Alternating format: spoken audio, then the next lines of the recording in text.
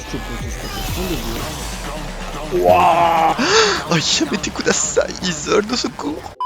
Le match-up Tamketch sur le papier est ultra free, mais peut varier en fonction de joueur et surtout de son build. Mais overall, ça reste quand même très free. Je vais quand même pointer du doigt les choses les plus importantes, selon moi, à prendre en compte pour que le match-up soit vraiment très free, très simple à jouer. Bon, déjà, première chose évidente, mais très simple, toujours rester derrière les sbires pour ne pas se prendre de coups de langue. Bon, déjà, c'est pour éviter de se faire poke, mais c'est aussi pour empêcher Tamketch de sustain, parce qu'il sustain quand même beaucoup, surtout quand il est low, lorsqu'il touche des coups de langue. Donc c'est une évidence, mais tant que vous respectez ça, vraiment, vous craignez rien du tout.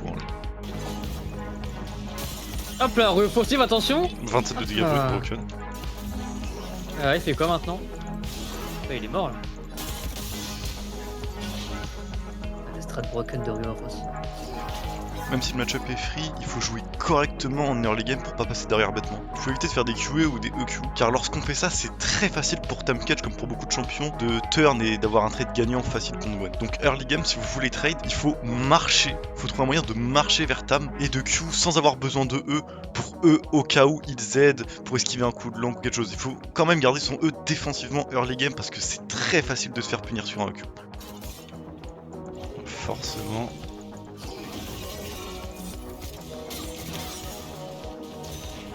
Sur le gant, je préfère largement survivre que flip un kill, je n'ai aucun intérêt à essayer de tuer Grave. Car mon but early game dans ce genre de match-up, c'est pas de snowball hyper vite, c'est de surtout pas passer derrière parce que je suis sûr de snowball tant que je passe pas derrière. Après avoir back TP, j'essaie de cancel son back pour ruiner sa tempo. Pour l'instant, je cherche pas trop à aller chercher de plate parce que c'est l'early game, j'ai pas trop d'AP, donc je peux pas trop abuser du match-up pour l'instant. Donc pour l'instant, je freeze le temps d'avoir de l'avance et c'est plus tard, si j'arrive à avoir de l'avance, que je me permettrai d'aller prendre des plates, de proxy, etc. Tam a un très mauvais DPush contrairement à Gwen, ce qui nous permet d'avoir un excellent contrôle de lane. Il faut vraiment en abuser pour trouver de bons recalls, de bonnes décales.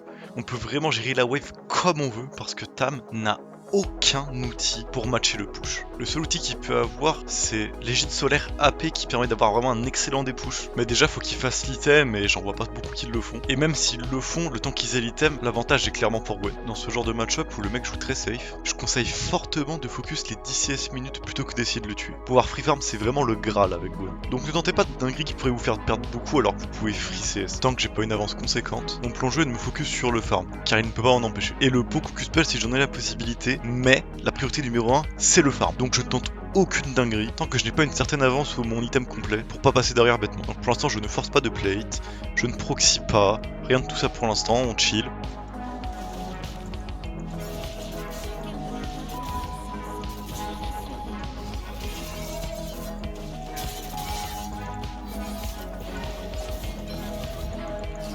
Grave, je n'ai même pas là.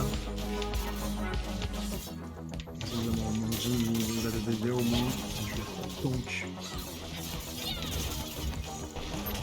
Je suis mort.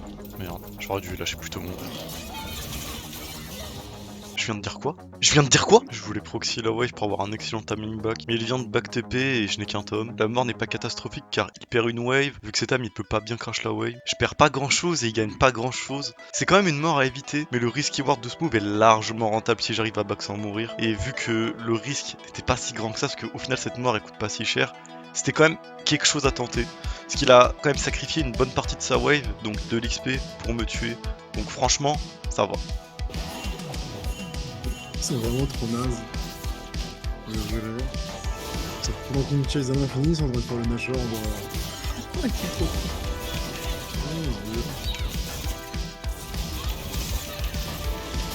Première décision qu'ils ont...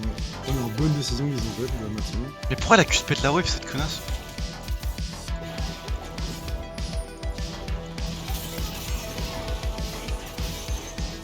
Heureusement ça se finit bien parce que... Je crois que je me suis un peu chié dessus là encore.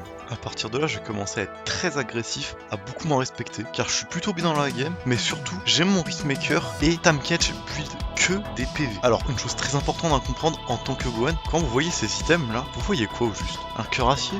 Une Warmog? Moi perso, je vois des kits de soins. Faire des items PV sans résistance magique contre Gwen, c'est du pur trolling. Donc à partir du moment où je vois le build cœur acier, je vais run down à mort. Car du coup, je vais faire que de me régénérer sur lui, donc je peux grid autant que je veux, il pourra pas me tuer, sauf si je joue vraiment mal. Donc à partir de là, je vais faire exprès de grid volontairement, de prendre beaucoup de dégâts volontairement, pour qu'il pense qu'il puisse me tuer, alors qu'en fait je vais juste me régénérer sur lui et c'est comme ça qu'on peut à partir de là les tuer en boucle juste en les baitant.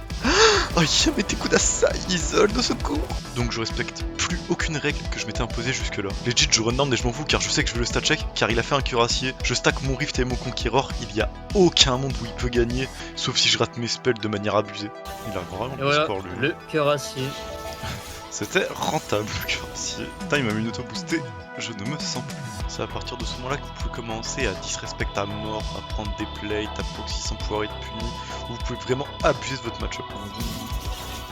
J'essaie de lui donner faim là. Ice D va me tuer. Et je me soigne. Quitte de soin. Bon alors en vrai je peux up le R, hein, il peut pas. Voilà. C'est trop marrant ceux qui font cuirassier. Avec cette avance, je peux évidemment split push, mais quand vous avez le R et le ghost de up, faut vraiment pas hésiter à fight avec votre team pour faire profiter votre avance à toute votre équipe.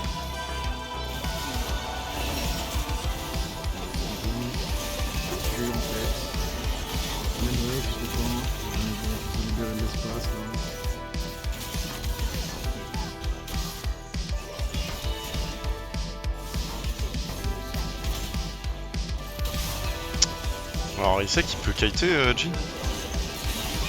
Ok j'ai rien dit, même sur le smurf ça run down, autant pour moi je suis vraiment une mauvaise langue. Putain, mais pourquoi on fait ce vraiment par Garen?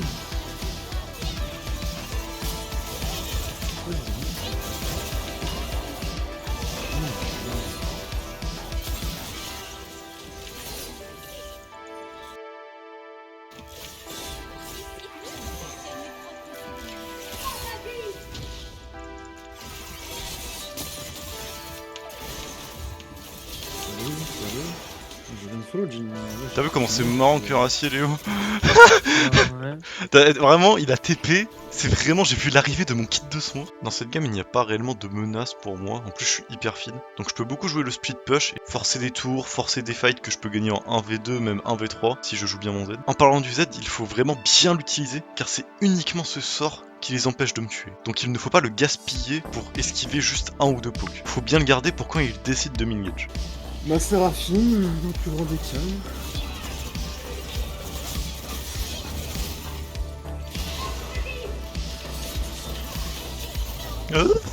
Putain mais je me chie dessus. Solo là. Vraiment, je te jure.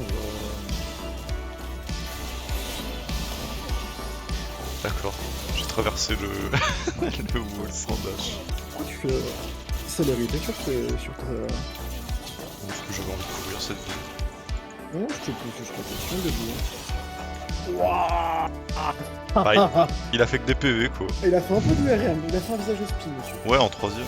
Après ouais, non mais... Ah oui, t'es en 12-4, ah j'ai pas vu. Et pourquoi je suis en 12-4? Ah c'est avec des Après, PV. La 3-4 points. En fait il faut juste... Anivia... Ouais bah putain si Anivia me défend par contre c'est chiant. Attends je vais lui donner faim. Regarde je lui donne faim. Je fais genre je suis faible. Oh non ça va me tuer. Je me suis raté. Mais t'es monté, mais ton...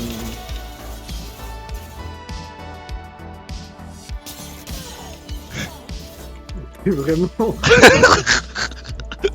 Genre, le terme jouer avec sa nourriture n'a jamais été...